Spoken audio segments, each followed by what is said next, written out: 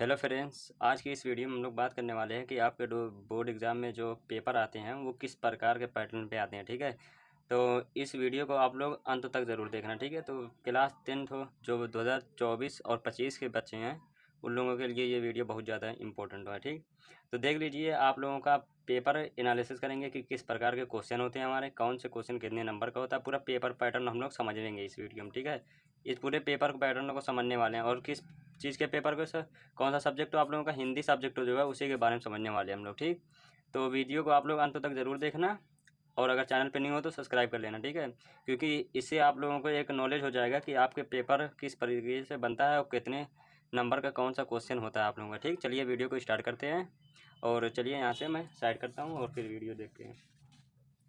देखिए, जो आप लोगों का सबसे पहले यहाँ पे देख लीजिए। देखिए, जो आप लोगों का बोर्ड पेपर बनता है वो बहुत इजी होता है, कुछ ज़्यादा कठिन नहीं होता। क्योंकि देखिए, आप लोगों का 20 नंबर का जो MCQ होता है, इस हिसाब से आप लोगों का बोर्ड एग्जाम का पेपर बहुत इजी होता है। देखिए, मैं सबसे पहले आपको पूरा डिटेल में बताने वाला हूँ किस तरीके से। ये जो आप लोगों का 2023 और 24 का पेपर है, इस पेपर को भी मैं दिखाऊंगा एंड आप लोगों को पूरा प्रोसेस फुट दिखा दूंगा किस प्रकार के प्रश्न आपके बोर्ड एग्जाम में बनते हैं। ठीक है, तो देखिए, सबसे पहले मैं दिखाता हूँ आप लोगों को जो आपके पास MCQ होते हैं, जो कि आप लोग देख लीजिए यहाँ पे। आप लोगों के पास जो होते हैं 20 नंबर के MCQ होते हैं। ठीक है, 20 नंबर के MCQ होते हैं, जो कि आप लोगों के एक एक नंबर के होते हैं। सब 20 MCQ होते हैं आप लोगों के, तो 20 प्रश्नों यहीं से आ जाता है, जिसे हम लोग खंडवा में बोलते हैं कि 20 बहुविकल्पीय प्रश्नों आपके रहेंगे। ठीक है, तो 20 नंबर आप लोगों का ये कंफर्म हो जाता है, यहाँ से 20 नंबर आप लोगों का हो जाएगा। ठीक, उसके बाद आप लोग खंडवा की तरफ बढ़ेंगे, जब हम लोग वर्णनात्मक प्रश्नों जिसे हम लोग बोलते हैं, उसमें देखिए आप लोगों का क्या होता है वर्णनात्मक प्रश्नों में। देखिए, वर्णनात्मक प्रश्नों में जो होता है आप लोगों का, वो आप लोगों के गद्यांश और पद्यांश होते हैं। ठीक है, देखिए, जो पहला गद्यांश होता है आप लोगों का वो 6 नंबर का होता है। ठीक है, 6 नंबर का गद्यांश होता है आप लोगों का, और 6 नंबर का आप लोगों का पद्यांश भी होता है। ठीक, तो गद्यांश में टोटल आप लोगों के 3 प्रश्न पूछता है आप लोगों का। ठीक है, देखिए, पहला जो पूछता है आप लोग संदर्भ पूछता है, हिंदी अनुवाद पूछता है, और आप लोगों का एक कोई श्लोक या कुछ भी इस तरीके से एक पूछ लेता है। अभी मैं दिखाऊंगा अलंकार या ऐसे कुछ पूछ लेता है, अभी पेपर में दिखाऊंगा आप लोगों का। ठीक है, देखिए, दो दो नंबर के 3 प्रश्न होते हैं आप लोगों के, तो आप लोगों का टोटल 6 नंबर यहाँ से हो जाता है। ठीक है, इसमें आप लोगों का ऑप्शन भी होता है, अथवा करके आप लोग दूसरा भी कर सकते हैं। ठीक है, गद्यांशों में आप लोगों का ऑप्शन होता है, जो कि आप लोग अगर वो नहीं करना चाहते तो दूसरा वाला कर सकते हैं आप लोग। उसी प्रकार से आप लोगों का पद्यांश भी होता है, सेम पैटर्न इसमें भी होता है आप लोगों का पद्यांशों में भी। इसमें क्या होता है आप लोगों का पद्यांशों में, देखिए, इसमें भी आप लोगों का ऑप्शन ही होता है। ऑप्शन आप लोगों का इसमें भी होता है और इसमें भी आप लोगों के 3 प्रश्न टोटल होते हैं, जिसमें आप लोगों का क्या होता है 3 प्रश्नों, जो कि 2-2 नंबर के हर प्रश्न होते हैं इसमें, तो टोटल आप लोगों के 6 नंबर का ये भी होता है आप लोगों का। ठीक, और उसके बाद देखिए आप लोगों का क्या है यहाँ पे। देखिए, जो तीसरा नंबर का आता है आप लोगों का तीसरे प्रश्नों, जो कि आप लोगों का तीसरा प्रश्न होता है, वो भी आप लोगों का गद्यांश होता है यहाँ पे। गद्यांश, और ये आप लोगों का संस्कृत गद्यांश होता है। ठीक है, जो मैं आप लोगों को आगे बताऊंगा, आगे जब मैं पढ़ाऊंगा आप लोगों को संस्कृत गद्यांश और पद्यांश जो भी मैं पढ़ाऊंगा, वो आप लोगों का ज़रूर से बोर्ड एग्जाम में आएगा, क्योंकि वो पूरा देख के उसी हिसाब से पढ़ाया जाएगा इस चैनल पे आप लोगों का। ठीक है, तो यहाँ देख लीजिए आप लोगों का, ये भी आप लोगों का 5 नंबर का होता है। ये संस्कृत गद्यांश और पद्यांश जो होते हैं आप लोगों के, ये 5-5 नंबर के होते हैं। ठीक है, इसमें क्या होता है आप लोगों को, इसमें आप लोगों को क्या करना होता है, आप लोगों को संदर्भ लिखना होता है इसका। ठीक है, और आप लोगों का हिंदी अनुवाद करना होता है। बस 2 चीज़ करनी होती है आप लोगों को, हिंदी अनुवाद करना होता है और संदर्भ लिखना होता है। जो कि संदर्भ लिखते हैं तो आपको 2 नंबर मिल जाता है, और हिंदी अनुवाद कर देते हैं आप लोग तो उसका आप लोगों को 3 नंबर मिल जाता है। तो टोटल आप लोगों को 5 नंबर यहाँ से मिलने वाले हैं। उसके बाद देखिए आप लोगों का क्या है, संस्कृत पद्यांश आप लोगों का। ठीक है, ये आप लोगों का संस्कृत पद्यांश है। इसमें भी आप लोगों का सेम पैटर्न होता है, 2 प्रश्न इसमें भी आप लोगों का आता है, संदर्भ लिखने के लिए आता है और हिंदी अनुवाद करने के लिए आता है। तो टोटल आपके यहाँ से भी 5 नंबर का आप लोगों का हो जाएगा। ठीक, उसके बाद देखिए खंड काव्य आप लोगों का ये होता है एक, जो कि आप लोगों का हर ज़िले का अलग अलग आप लोगों का खंड काव्य होता है। ठीक है, तो आप अपने ज़िले का अपने हिसाब से याद कर लेना, वो जो कि 3 नंबर का होता है आप लोगों का। ठीक है, एक खंड काव्य लिखना होता है, अपने ज़िले का आप याद कर लें और 3 नंबर ले लीजिए। यहाँ पे 5 लिख दिया गया है, लेकिन ये आप लोगों का 3 रहता है। ठीक है, 3 नंबर का रहता है, आप लोगों का 3 नंबर मिलेगा यहाँ से। उसके बाद देखिए हमारे पास क्या है आप लोगों का कि ये देखिए, उसके बाद आप लोगों का जीवन परिचय आ जाता है। ठीक है, कवि और लेखक का जीवन परिचय। देखिए, आप लोगों का कवि का लिए 5 नंबर का होता है और आप लोगों का लेखक का भी 5 ही नंबर का होता है आप लोगों का। ये आप लोग देखिए जीवन परिचय लिखते हैं तो आप लोगों को 3 नंबर मिलता है, और रचना का नाम लिख देते हैं, 2-3 रचना लिखनी पड़ती है आप लोगों की, अगर वो लिख देते हैं आप लोग तो 2 नंबर उसका मिल जाता है आप लोगों का। ठीक है, तो ये इस तरीके से आप लोगों को टोटल मिल जाता है, 5 नंबर मिल जाता है आप लोगों को। उसी प्रकार से आप लोगों का इसमें भी कवि में भी आप लोगों का होता है, सेम वही होता है। आप लोगों का जीवन परिचय लिखते हैं तो 2 नंबर मिलता है, और रचना का नाम लिखते हैं तो आप लोगों को 2 नंबर फिर मिल जाता है। टोटल आपको 5 नंबर मिल जाता है यहाँ से आप लोगों को, ठीक। उसके बाद देखिए आप लोगों का क्या है, ये श्लोक होता है जो कि 2 नंबर का आप लोगों का श्लोक भी होता है यहाँ पे। उसके बाद देखिए आप लोग संस्कृत उत्तर, देखिए आप लोगों को 2 प्रश्न आप लोगों के होते हैं, जो कि आप लोगों के देखिए 2 प्रश्न होते हैं आप लोगों के, जो कि 2-2 नंबर के होते हैं, जिसमें आप लोगों को क्या करना होता है, संस्कृत में अनुवाद करना होता है, बस इतना करना होता है। आपको 4 नंबर यहाँ से मिल जाता है टोटल आप लोगों को, ठीक है। और उसी प्रकार से आप लोगों का ये वाला भी होता है निबंध, जो कि निबंध आप लोगों का 9 नंबर का आता है, ठीक है।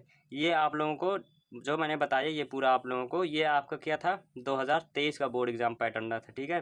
2023 का ये बोर्ड एग्जाम पैटर्न है आप लोगों को। 2024 का जो बोर्ड एग्जाम अभी हुआ था जल्द ही, उसमें आप लोगों का पैटर्न में थोड़ा चेंजिंग की गई थी, ठीक है। उस चेंजिंग को चलिए हम लोग समझते हैं क्या क्या उसमें चेंज हुआ था आप लोगों का 2024 के बोर्ड एग्जाम में। यहाँ पे ज़्यादा कुछ नहीं चेंज हुआ था, जो कि आप लोग देख लीजिए यहाँ पे बहुत ही थोड़ा सा चेंज किया गया था उसमें। देखिए मैं दिखाता हूँ आप लोगों को, जो कि यहाँ पे देखिए 1 मिनट, हाँ देखिए जो आप लोगों का श्लोक है, श्लोक तक आप लोगों को सब सेम था, ठीक है। यहाँ पे आप लोगों को सब सेम था, यहाँ तक आप लोगों का पूरा सेम था। 8 नंबर तक आप लोगों का कोई चेंजिंग नहीं हुआ था। आप लोगों को 1 नंबर से लेके 8 नंबर तक कोई चेंजिंग नहीं थी इसमें श्लोक तक।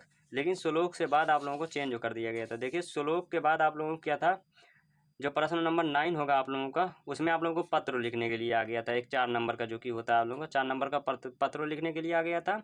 और जो संस्कृत में उत्तर देना होता था आप लोगों को, वो आप लोगों को 1 नंबर का आ गया था, ठीक है। इसलिए यहाँ से आप लोगों का 2 नंबर माइनस कर दिया गया, और माइनस करके आप लोगों का 2 नंबर इसमें जोड़ दिया गया था। और जो आप लोगों की निबंध 9 नंबर की आती थी, यहाँ पे निबंध जो 9 नंबर की इससे पहले आई थी, वो आप लोगों की अब 7 नंबर की कर दी गई है। क्योंकि देखिए यहाँ से 2 नंबर जो जोड़ा गया है वो यहाँ पे जोड़ा गया, तो 4 नंबर ये हो गया आप लोगों का। तो 4 नंबर में आप लोगों का एक प्रश्न ये ज़्यादा बोझ लिया गया है, ये आप लोगों का पत्र एक प्रश्न ये आ गया आप लोगों को, ठीक है। पत्र लिखने के लिए आप लोगों का एक प्रश्न ये ज़्यादा हो गया था बस।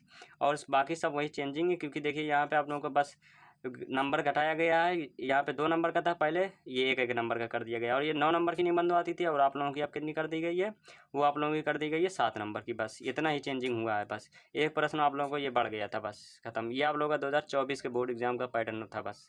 तो आप लोग समझ गए होंगे जो बताया मैंने।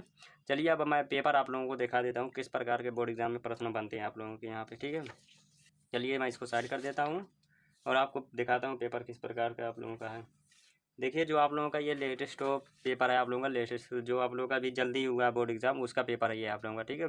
देखिए यहाँ पे 2024 का ये बोर्ड एग्जाम के पेपर है। और आप लोग कोड देख लीजिए, ये कोड वोड के बारे में आगे चल के आपको जानकारी पूरी मिलेगी, ठीक है। इसके बारे में बताऊंगा क्यों होता है ये कोड वोड, ये सब मैं बताऊंगा आप लोगों को।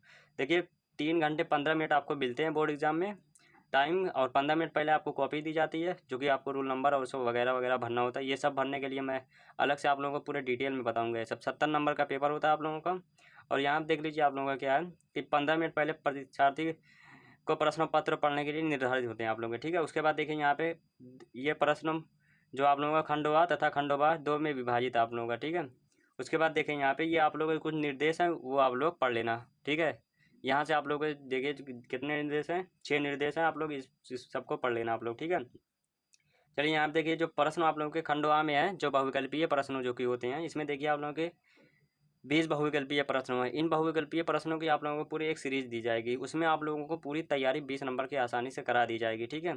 वो अभी आगे आगे आपकी तैयारी पूरी कराई जाएगी। चैनल को आप लोग सब्सक्राइब जरूर से कर लेना, क्योंकि आगे बहुत ही ज़्यादा सहायक है आप लोगों के लिए ये चैनल। इसी प्रकार से देखिए यहाँ से 20 नंबर आप लोगों का ये खत्म हुआ, यहाँ पे 20 नंबर का प्रश्न ये खत्म हो गया, ठीक है। तो चलिए अब हम लोग खंडोबा की तरफ बढ़ते हैं, उसमें देखते हैं हमारा क्या आया था खंडोबा में। देखिए जो खंडोबा है आप लोगों का यहाँ पे खंडोबा, इसमें जो आप लोगों का फर्स्ट प्रश्न जो बनता था वो बना है आप लोगों का वर्णनात्मक प्रश्न। देखिए निम्नलिखित में से किसी एक गद्यांश पर आधारित सभी प्रश्नों के उत्तर दीजिए। जो कि देखिए आप लोगों का 3 प्रश्न पूछा गया है। पहले में क्या पूछा गया है कि उपयुक्त गद्यांशों का संदर्भ लिखिए, मानव मात्रों के लिए वर्तमान में क्या आवश्यक होगा, ये आप लोगों से पूछा गया। और आप लोगों के गद्यांश के रेखांकित अंश की व्याख्या कीजिए, ये हमसे पूछा गया, ठीक है। और देखिए आप लोग अगर ये नहीं करना चाहते ये वाला आप लोग, तो आप लोगों को अथवा करके एक ऑप्शन और भी है, आप लोग ये वाला कर सकते हैं, ठीक है। इसमें भी आप लोगों का सेम लॉजिक होता है, सेम वही होता है आप लोगों का। इसमें भी आप लोगों के 3 ही प्रश्न पूछते हैं। देखिए मैं प्रश्न दिखा देता हूँ आप लोगों को, 3 प्रश्न इसमें भी पूछा गया आप लोगों का, देख लीजिए। देखिए जो पहला प्रश्न है कि उपयुक्त गद्यांशों का संदर्भ लिखना है, और इसमें आप लोगों को देखिए छोड़ छोड़ने को कहता है आप लोगों का, ठीक है। इसमें आप लोगों को ढूंढना रहेगा। देखिए यहाँ पे छोड़ देनी है चाहिए, ये है ना आप लोगों का। इसी मन से आप लोगों को अंडरलाइन रहेगा, उसका आप लोगों को बताना रहेगा उसका, ठीक है। और यहाँ देखिए गद्यांशों के रेखांकित अंशों की व्याख्या भी करनी है आप लोगों को, ठीक है। रेखांकित अंशों देखिए इसमें नहीं दिखाया गया है। इस प्रकार के प्रश्नों को आप किस तरीके से करेंगे, इसके बारे में हम लोग आगे आप जानेंगे, ठीक है। इस पे आप लोग वीडियो आप लोगों की आएगी, बहुत ही अच्छी तरह से तैयारी आप लोगों की हो जाएगी। देखें यहाँ पे क्या है, निम्नलिखित में से किसी एक गद्यांश पर आधारित सभी प्रश्नों के उत्तर दीजिए। ये आप लोगों का क्या है, पद्यांश है, ठीक है। पद्यांश में सेम वही होता है आप लोगों का। इसमें भी आप लोगों के 3 प्रश्न होते हैं, जो कि 2-2 नंबर के सब हैं यहाँ पे। पहला प्रश्न क्या हमारे पास की उपयुक्त तो गद्यांशों का संदर्भ लिखना है और आप लोगों का तात्पर्य है, ये बताना है क्या तात्पर्य है, इस शब्द जो दिया गया है इससे क्या तात्पर्य है आपको ये बताना रहेगा, ठीक। और उसके बाद देखिए यहाँ पे क्या है कि पद्यांशों के रेखांकित अंशों की व्याख्या कर दीजिए। सेम उसी प्रकार से आप लोगों का इसमें अथवा करके आप लोग ये वाला भी कर सकते हैं। सेम प्रश्न उसमें भी यही पूछा गया है, 3 प्रश्न आप लोगों के, ठीक। चलिए आगे देखिए आप लोग क्या है यहाँ पे। आगे देखिए जो 23 नंबर प्रश्न है हमारे पास, वो देखिए क्या है कि दिए गए गद्यांशों में से किसी एक का संदर्भ सहित हिंदी अनुवाद कीजिए। संस्कृत गद्यांश है आप लोगों का, ठीक है। ये आप लोगों को क्या करना है, हिंदी अनुवाद कर देना है और संदर्भ लिख देना है इसका, बस आपको मिल जाएगा 5 नंबर।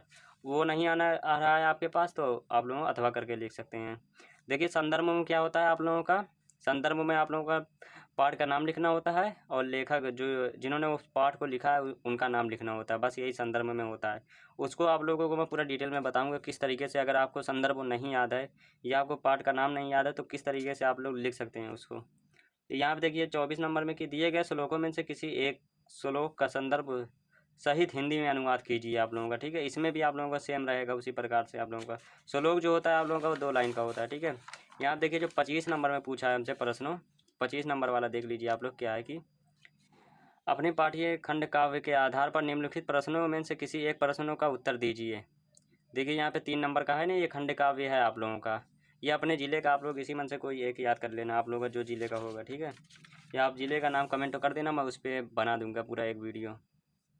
चलिए यहाँ देखिए 26 नंबर जो हमारे पास है कि निम्नलिखित लेखकों में से किसी एक का जीवन परिचय देते हुए उनकी एक प्रमुख रचना का उल्लेख कीजिए आप लोगों का, ठीक है। जो ये 3 दिया है आप लोगों का, डॉक्टर राजेंद्र प्रसाद, आचार्य रामचंद्र शुक्ल, भगवत सरल उपाध्याय आप लोगों का। देखिए जो जीवन परिचय आता है वो आप लोगों का 2 इसमें से कंफर्म होता है कि हर साल आता है। आप लोगों का राजेंद्र प्रसाद का और आचार्य रामचंद्र शुक्ल का, ये हर साल आता है आप लोगों का, ठीक है। आप लोग पुराना पेपर उठा के देखिए, उसमें भी आप लोगों का यही आएगा। यहाँ देखिए निम्नलिखित कवियों में से किसी एक कवि का जीवन परिचय देते हुए उनकी प्रमुख रचना का उल्लेख कीजिए। इसमें भी आप लोगों का सेम होता है। देखिए सूरदास, मैथिली शरद गुप्त, महादेवी वर्मा आप लोगों का, ठीक है। उसी प्रकार से इसमें भी आप लोगों का। अब देखिए आगे क्या है कि अपनी पाठ्य पुस्तक के संस्कृत खंड के पाठ्य वस्तु काष्ठे कोई एक श्लोक लिखिए जो इस प्रश्न पत्र में ना आया। आप लोगों को 2 लाइन का एक श्लोक लिख लेना है जो इस प्रश्न पत्र में ना हो, बस इतना करना है। और देखिए यहाँ पे आप लोगों का देखिए एक पत्र लिखने के लिए आ गया, जो कि 4 नंबर का ये आप लोगों का है। यही एक प्रश्न आप लोगों का बढ़ गया 4 नंबर का। अथवा करके आप लोग विद्यालय खेल कूद पे भी लिख सकते हैं, ठीक है। देखिए यहाँ पे क्या है कि 29 नंबर की निम्नलिखित में से किन्हीं 2 प्रश्नों का उत्तर संस्कृत में लिखिए। आप लोगों के पास यहाँ पे 2 नंबर का रहेगा, जो कि पहले ये आप लोगों का 2-2 नंबर का आता था, बट अब यहाँ पे 1-1 नंबर का आ रहा है, ठीक है। इसको भी मैं तैयारी आप लोगों की बहुत बढ़िया से करा दूंगा, इसमें जो बता दूंगा वही आएगा आप लोगों का, ठीक है। देखिए यहाँ पे निम्नलिखित विषयों में से किसी एक विषय पर निबंध लिखिए। यहाँ पे देखिए आप लोगों को 4 ऑप्शन दिया गया, इसी मन से कोई एक पर आप लोग निबंध लिख सकते हैं, ठीक है। तो ये आप लोगों का बोर्ड एग्जाम पैटर्न 9 है, जो कि देख लीजिए आप लोग, बहुत ही ईजी है, ज़्यादा कठिन नहीं है। कुछ इसमें ऐसे प्रश्न हैं आप लोगों के जो कि आप लोग रख सकते हो आराम से, वो कंफर्म है कि हर साल आते हैं वो। तो उसी प्रकार से आप लोग देख लीजिए क्या क्या हमारे पास है, जो कि आप लोग बढ़िया तरह समझ लीजिए, ठीक है। तो वीडियो कैसी लगी आप लोग बता देना और मिलते हैं नेक्स्ट वीडियो में। जय हिंद, जय भारत, वंदे मातरम।